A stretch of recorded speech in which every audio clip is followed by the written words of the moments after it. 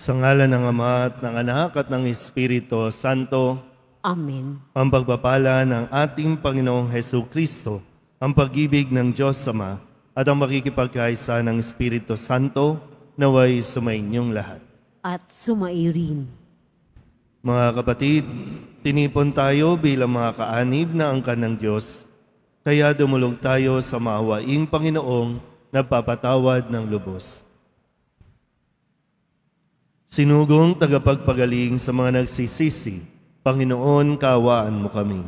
Panginoon, kaawaan mo kami. Dumating na tagapaganyayang mga makasalanan ay magsisi, Kristo, kaawaan mo kami. Kristo, kaawaan mo kami. Nakaluklok ka sa kanan ng Diyos Ama para ipamagitan kami. Panginoon, kaawaan mo kami. Panginoon, kaawaan mo kami. Kaawaan tayo na makapangyarihang Diyos, patawarin tayo sa ating mga kasalanan at patnubayan tayo sa buhay na walang hanggan. Amen. Manalangin tayo. Ama naming makapangyarihan, ang pananampalataya, pag-asa at pag-ibig namin ay iyong dagdagan at gawin mong mahalin namin ang iyong mga kautusan upang sa mga pangako mo kami maging dapat makinabang sa pamamagitan ni Jesucristo kasama ng Espiritu Santo magpasawalang hanggan. Amen. Magsiupo muna po ang lahat.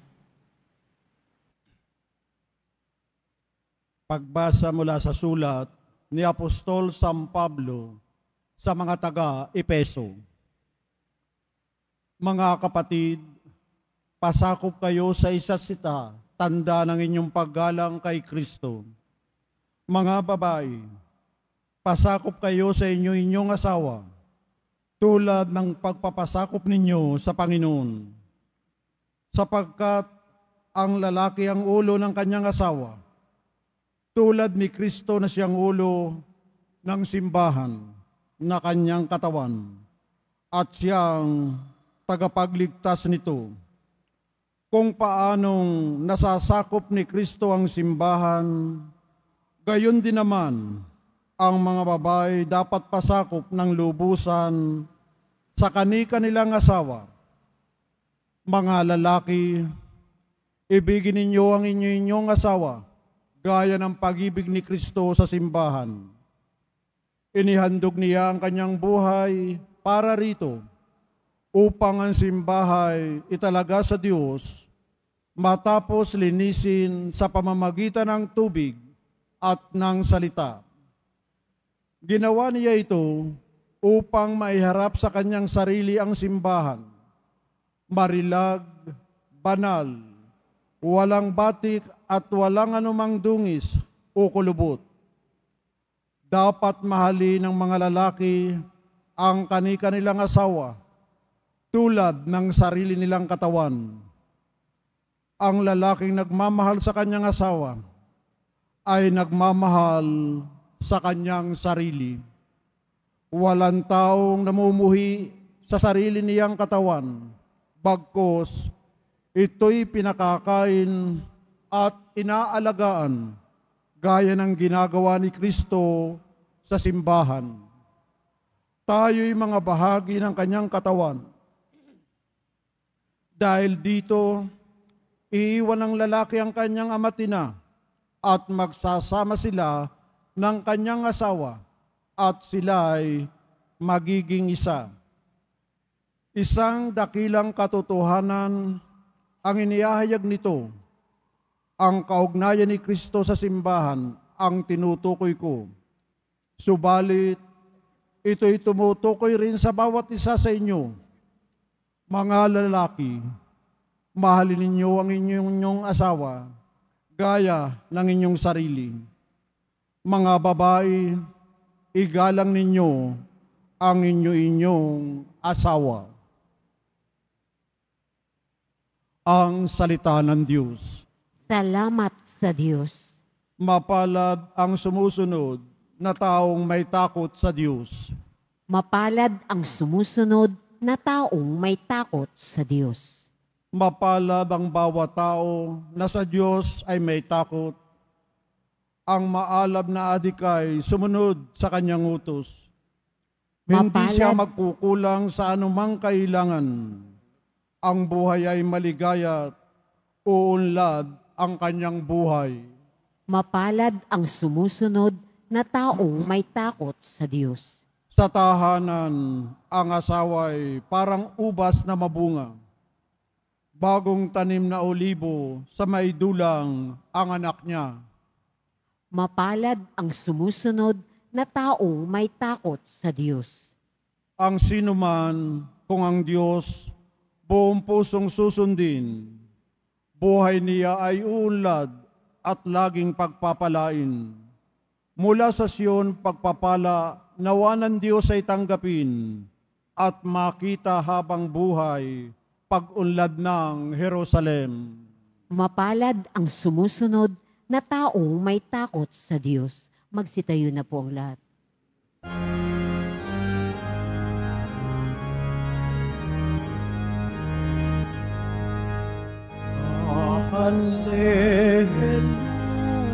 Hallelujah, hallelujah, hallelujah, hallelujah.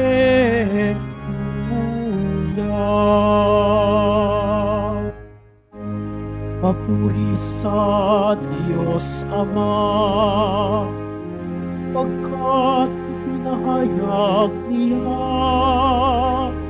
hari siya ng mga apa. Hallelujah, hallelujah, hallelujah, hallelujah.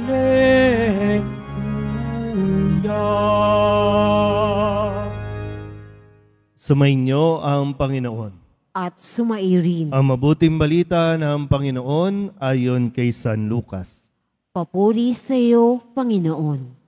Noong panahong iyon, sinabi ni Jesus, "Ano ang katulad ng paghahari ng Diyos? Saan ko iahambing? Ito. Katulad ito ng isang butil ng mustasa na itinanim ng isang tao sa kanyang halamanan. Ito'y lumaki hanggang sa maging punong kahoy at namugad ang mga ibon sa mga sanga nito." Sinabi pa ni Jesus, "Saan ko itutulad ang paghahari ng Diyos? Katulad ito ng libadurang inihalo ng isang babae sa 3 takal na harina, ano pat umalsa ang buong masa." Ang mabuting balita ng Panginoon. Pinupuri ka namin, Panginoong Jesucristo. Magsiupo muna po ang lahat. Isang mapagpalang maga po sa inyong lahat. Kung kaya't ang mga nagiging tema sa mga araw na ito at sa mga susunod pa ay patungkol lagi sa paghahari ng Diyos. Pagdating ng wakas o pagdating ng panahon na si Kristo ay luluklok sa kanyang kaharian at ang tanging hangad ng poong Nazareno ay ang tayo po ay madala niya o maihatid sa kaharian ng Diyos. Pero bago pa tayo madala, dito pa lang sa lupa ay inaanyayahan na tayong makaranas o maranasan natin ang kaharian ng Diyos o ang paghahari ng Diyos. Kaya nga sa atin pong ebanghelyo ngayon, gumamit si Jesus ng mga talinghaga na mga pangkaraniwang ginagamit, pangkaraniwang nakikita ng mga tao. Na ang paghahari ng Diyos ay hindi biglaan, hindi yung ingranding naririyan, kundi unti-unti na mararanasan natin, dahan-dahan na ipapakita sa atin dahil hindi kakayanin ng isang tao na biglain, no? Yung makita mo ang Diyos, makita mo ang langit, hindi kakayanin. Kaya dinadahan-dahan tayo. At ang isa po no, na kailangan natin din maintindihan, ang gusto ng Diyos, madala tayo sa langit. Malinaw po ba yon? Kahit kailan, hindi niya hinangad na tayo po ay mapunta sa impyerno.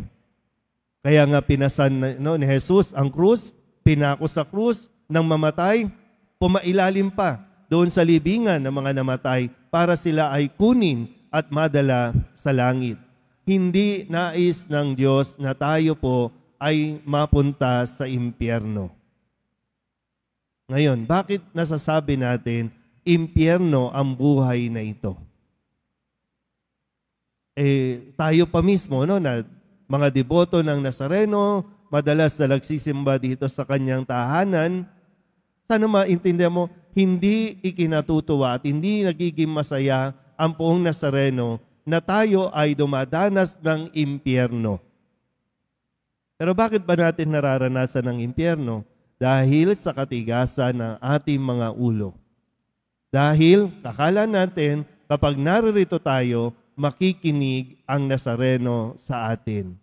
Ang nakakalimutan natin ay yung tayo ba ay nakikinig sa Nazareno.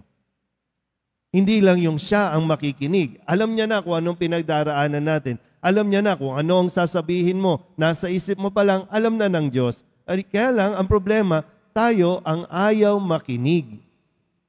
Sinasabi na sa atin, paano mas magiging maginhawa ang buhay, paano tayo makakarating sa langit. Kaya lang, kapag nagsasalita na ang Diyos, ayaw natin siyang pakinggan. Kasi ang dami nating gustong sabihin, ang dami nating gustong iparinig sa Diyos. Ngayon, gusto nyo ba talaga ng langit? Gusto nyo ba talaga makarating sa langit? Sa unang pagbasa sa sulat ni Apostol San Pablo sa mga taga-Efeso, ang sabi dito, mga babae, pasakop kayo sa inyong asawa. So, mga babae, malungkot ka, nalulungkot ka, dismayado ka, kasi yung asawa mo. O, yung sabi dito, pasakop ka sa iyong asawa. Bakit ka kasi minsan nakikipagkompetensya ang mga babae? Minsan ginagamit natin sa maling konteksto, ay may karapatan na ang mga babae. Konteksto ito ng mga mag-asawa. Sa mga mag-asawa, ikaw man ang nagdesisyon na mag-asawa. Ikaw ang nagdesisyon sumama sa lalaking yan. Ang hinihiling sa iyo, igalang mo ang iyong asawa. Pasakop ka sa iyong asawa. Bakit hindi ka na nagiging masaya sa paglilingkod mo sa iyong asawa? Anong problema? O kaya tuloy, pag umuwi ka, langit ba ang tahanang ito, ang bahay na ito, o impyerno? O sinong nagdala sa impyerno? Ang Diyos ba nagdala sa iyo sa impyerno? Ang hinihiling sa iyo, magpasakop ka para bukal sa loob mo, anuman ang paglilingkod na ginagawa mo sa iyong asawa, ikasisiya mo. Kasi yan ang tawag sa iyo ng Diyos. Sa mga mag-asawa. Kaya lagi ko pong tinatanong din, ayusin muna natin. Mag-asawa ba talaga kayo o nagsasama lang kayo? Kasi hindi porket nagsasama, mag-asawa na. Mga lalaki, ang sabi dito ay, mahalin mo ang iyong asawa. Igalang mo rin ang iyong asawa. Ibigin mo ang iyong asawa kung paano mong pinahalagaan ang iyong sarili. Mga lalaki, naalala nyo pa ba nung sinusuyo nyo ang babaeng yan, ang asawa ninyo, yung mga pangako ninyo, na paglilingkuran ninyo, mamahalin ninyo, nasaan na? Bakit hindi nagiging langit? Bakit parang impyerno ang nararanasan ninyo pareho? At dahil impyerno, maghiwalay na lang tayo. Ngayon, pinasabi na ulit sa inyo ito, pero bakit parang nagbibingi-bingihan na naman tayo? Hindi, ayoko niyan. Ito kasi ang gusto ko, Lord, ito ang gusto ko. Kadalasan, ang gusto natin, kapritsyo lang. Pero ang gusto ng Diyos, lahat ng gusto ng Diyos para sa atin, sa ikabubuti natin. Pag-uwi ninyo, tingnan natin, no? Pag-uwi ninyo, kaya nyo pa bang sabihin, I love you? Kaya nyo pa bang sabihin, I miss you?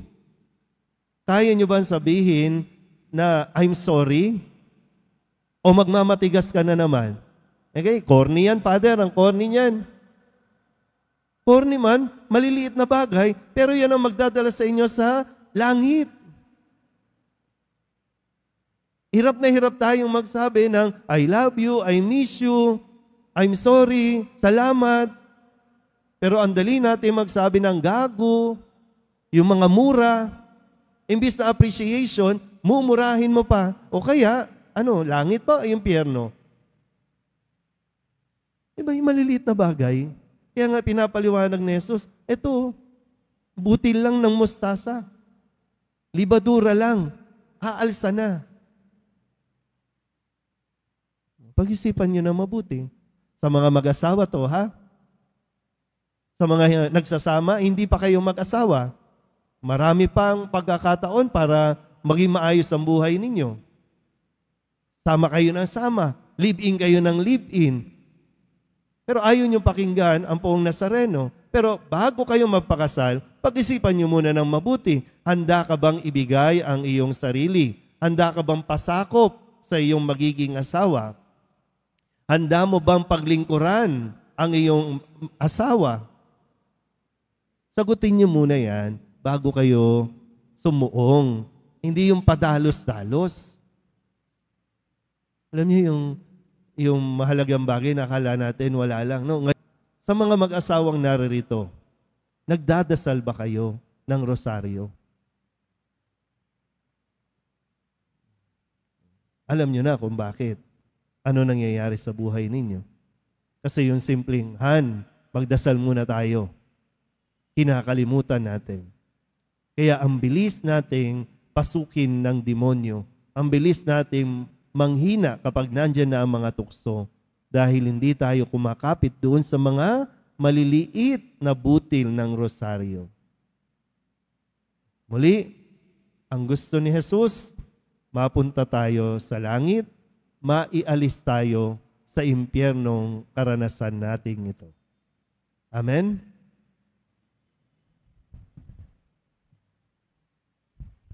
Magsitayo na po ang lahat.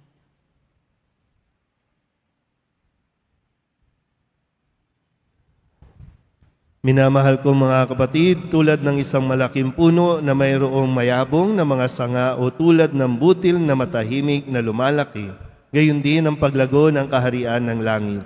Sama-sama tayong manalangin bilang pakikibahagi natin sa mapagmahal na plano ng banal na kabutihan ng Diyos. Ang ating pong itutugon, Diyos ng buhay, gawin mo na makapagbigay buhay ang aming buhay.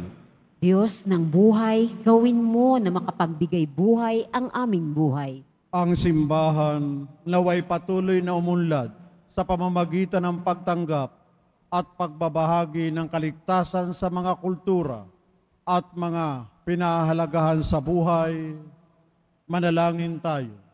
Diyos ng buhay, gawin mo na makapagbigay buhay ang aming buhay. Yaong mga nasa programa ng pagpapaunlad ng ekonomiya, naway bigyang suporta ang mga magsasaka at yaong mga nagpapaunlad ng lupa, naway alagaan at igalang ang likas na kalikasan. Manalangin tayo. Diyos ng buhay, gawin mo na makapagbigay buhay ang aming buhay. Ang ating mga pamilya, lalo na ang ating mga anak, naway lumaki sa pamamaraan ng biyaya at umunlad na kawangis ni Kristo. Manalangin tayo. Diyos ng buhay, gawin mo na makapagbigay buhay ang aming buhay. Ang mga may sakit, naway maging matatag sa kanilang pananampalataya at mapalakas sa pamamagitan ng ating pag-aalaga at pagkalinga. Manalangin tayo. Diyos ng buhay, gawin mo na makapagbigay buhay ang aming buhay. Ang ating mga mahal na yumao, naway masiyahan sa kapayapaan ng kaharian ng Diyos. Manalangin tayo. Diyos ng buhay, gawin mo na makapagbigay buhay ang aming buhay. Ama naming nasa langit, tulungan mo kaming maunawaan ang kahalagahan ng panahon ng aming pag-iral. Buksan mo ang aming puso sa iyong salita upang maging mabunga kaming lagi. Hinihiling namin ito sa pamagitan ni Kristong aming Panginoon. Amen. Magsiupo muna po ang lahat.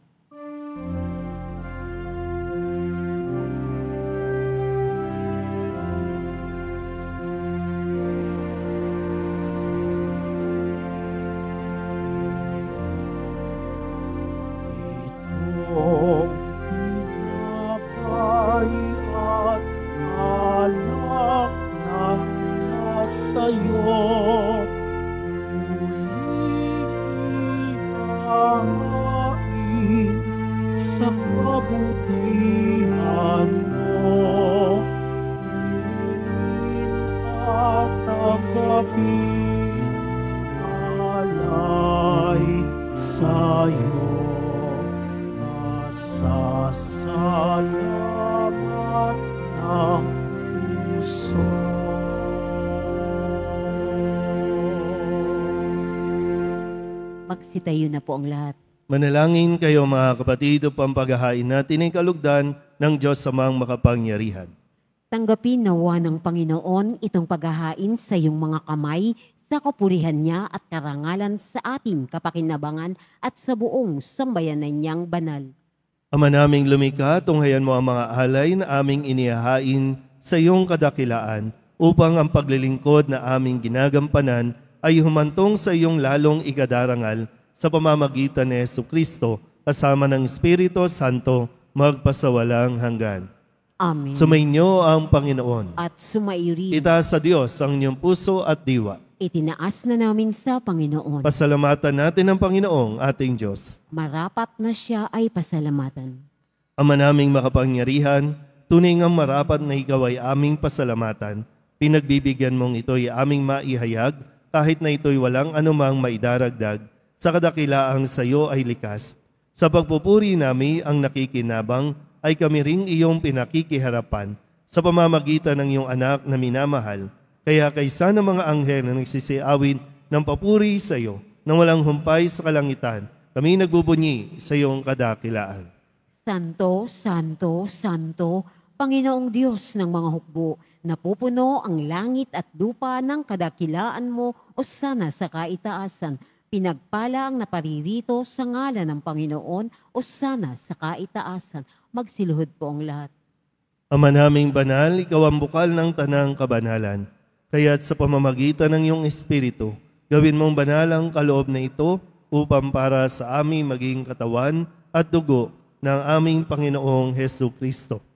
Bago niya pinagtisang kusang loob na maging handog, inawakan niya ang tinapay, pinasalamatan kaniya, pinaghati-hati niya iyon, iniabot sa kanyang mga alagad at sinabi,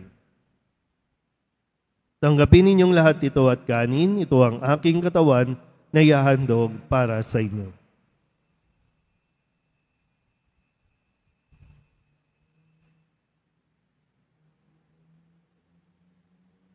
Gayun din naman, nang matapos ang hapunan, hinawakan niya ang kalis, muli kaniyang pinasalamatan. Iniabot niya ang kalis sa kanyang mga alagad at sinabi, tanggapin ninyong lahat ito at inumin. Ito ang kalis ng aking dugo, ng bago at walang hanggan tipan. Ang aking dugo na ibubuhos para sa inyo at para sa lahat, sa ikapagpapatawad ng mga kasalanan. Gawin ninyo ito sa pag-alaala sa akin.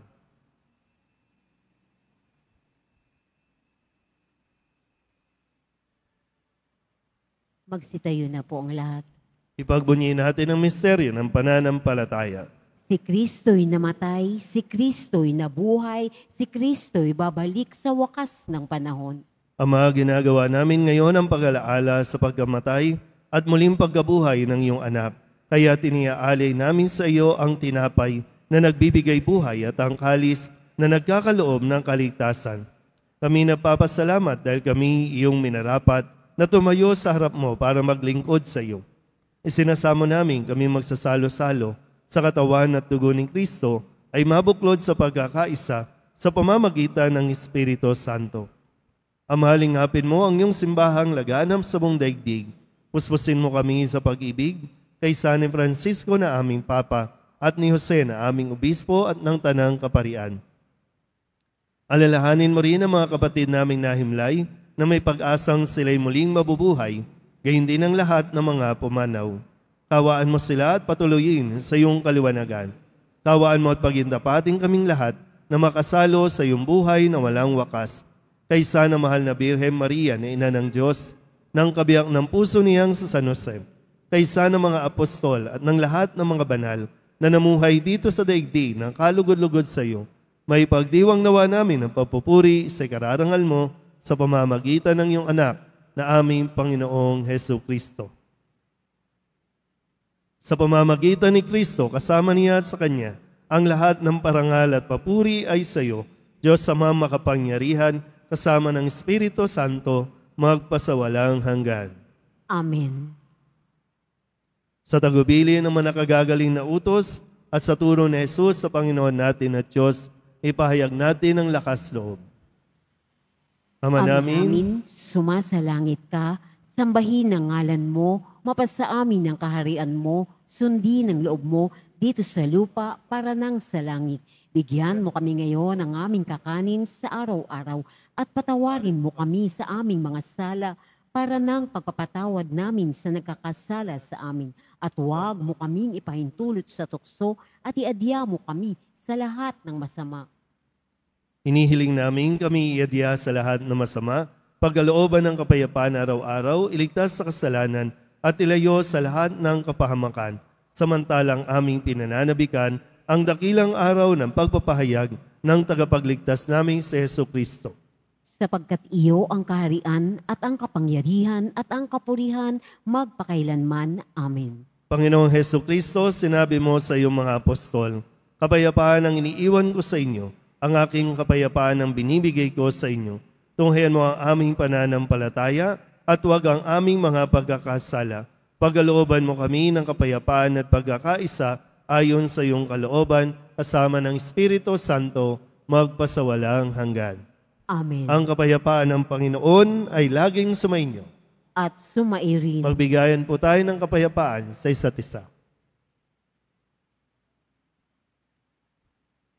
Kordero ng Diyos na nag-aalis ng mga kasalanan ng sanlibutan, maawa ka sa amin. Kordero ng Diyos na nag-aalis ng mga kasalanan ng sanlibutan, maawa ka sa amin. Kordero ng Diyos na nag-aalis ng mga kasalanan ng sanlibutan, ipagkaloob mo sa amin ang kapayapaan. Magsilhod po ang lahat. Ito ang kordero ng Diyos. Ito ang nag-aalis ng kasalanan ng sanlibutan. Mapalad ang mga inaanyayahan sa kanyang piging. Panginoon, hindi ako karapat-dapat na magpatuloy sa iyo, ngunit sa isang salita mo lamang ay gagaling na ako.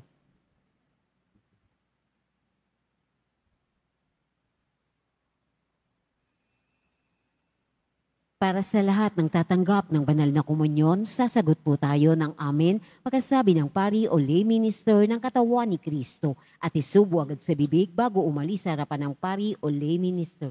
Sumunod po tayo. Manalangin tayo.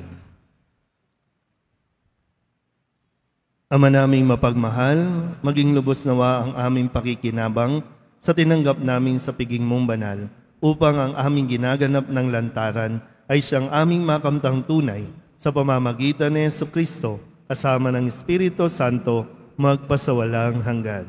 Amen. Sumainyo ang Panginoon. At sumairin. Manalangin tayo para sa pagbabasbas. Mahal na po ang Jesus Nazareno, inihayag mo sa pamamagitan ng krus ang walang maliw na pag-ibig ng Diyos sa sangkatauhan. Pakinggan mo ang kahilingan ng iyong angkan na nagsusumamo sa iyo. Makamtanawa nila ang iyong katugunan at tanggapin ang kasagutan na may utang na loob na tinatanaw. Basbasan din po ninyo ang mga dala-dala nilang mga imahin at dasalan. Sa pamamagitan ng bendisyon na ito, naway maalala nila ang mga pangako nila noon sa binyag, na ikaw ay kanilang iibigin at paglilingkuran bilang Panginoon magpasawalang hanggan. Amen. At pagpalain kayo ng makapangyarihang Diyos, Ama at Anak, Espiritu Santo. Amen. Tapos sa banal na misa, humayo tayo sa kapayapaan ni Kristo. Salamat sa Diyos. Magandang umaga po.